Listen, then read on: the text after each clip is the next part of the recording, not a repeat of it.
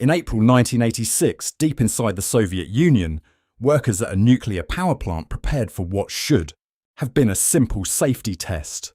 Nobody inside the control room knew that within hours they would trigger the worst nuclear disaster in human history. This is the true story of Chernobyl, the Chernobyl Nuclear Power Plant stood near the city of Pripyat in Soviet Ukraine. It was considered one of the Soviet Union's greatest technological achievements. Thousands of workers and their families lived nearby in Pripyat, a modern city built especially for nuclear engineers and plant workers. To the outside world, everything looked normal, but inside, Reactor number 4, dangerous problems had existed for years. The reactor design had serious flaws. Even worse, many operators were never fully trained to handle emergency situations. On April 25, 1986, engineers prepared for a late-night safety experiment. The goal was simple. They wanted to test whether the reactor's turbines could still generate electricity during a power failure. At first, everything seemed under control, but delays forced the AISM test to happen during the night shift, when the least experienced workers were on duty. As operators reduced the reactor's power, something unexpected happened. Power levels suddenly dropped far below safe limits.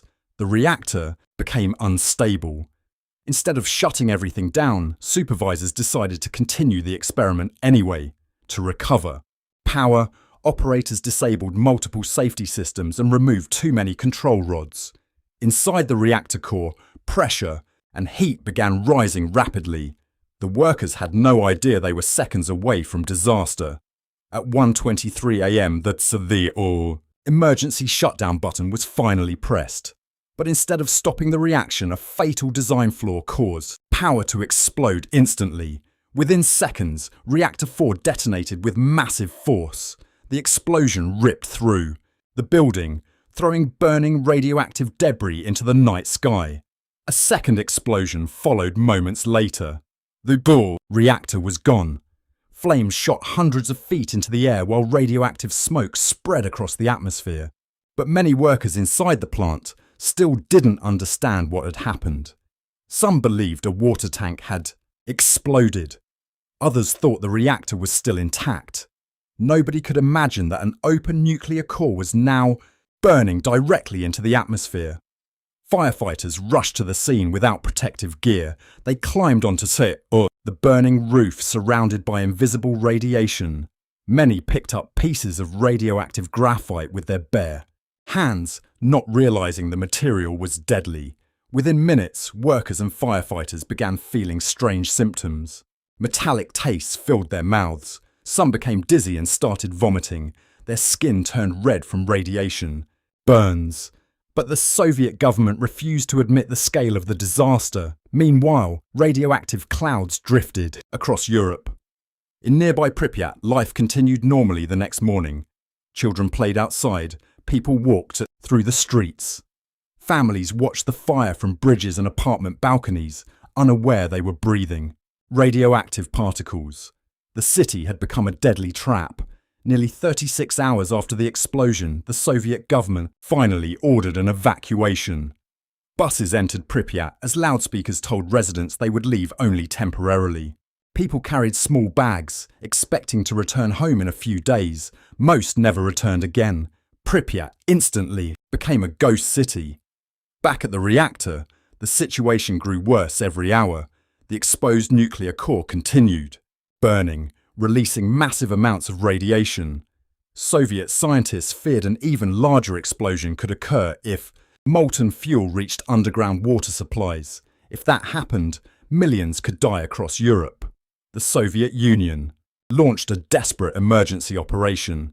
Helicopters flew directly above the destroyed reactor, dropping sand, lead, and boron into the burning core.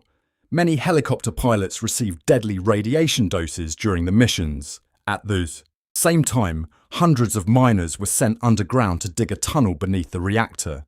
They worked in unbearable heat and radiation to prevent another explosion. Then came the liquidators. Hundreds of thousands of soldiers, workers, and volunteers were ordered to clean the disaster zone. Many were sent onto the reactor roof for less than 2 minutes at a time because radiation levels were so extreme. Robots failed almost instantly due to the radiation. Human workers had to finish the job by hand. Wearing basic protective suits, they shoveled radioactive debris off rooftops, while knowing every second could shorten their lives. The Soviet government tried to hide the disaster from the world, but 2 days later, radiation alarms suddenly activated at a nuclear plant in Sweden. Scientists traced the radiation back to the Soviet Union.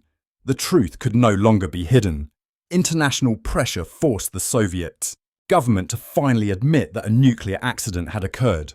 The world was shocked. Large areas of Ukraine, Belarus, and Russia became contaminated. Forests turned red from radiation exposure. Animals died or mutated. Entire villages were abandoned forever. Even today, the Chernobyl exclusion zone remains one of the most radioactive places on Earth. Thousands of people later developed cancers and other illnesses linked to radiation exposure. The disaster permanently changed how the world viewed nuclear power.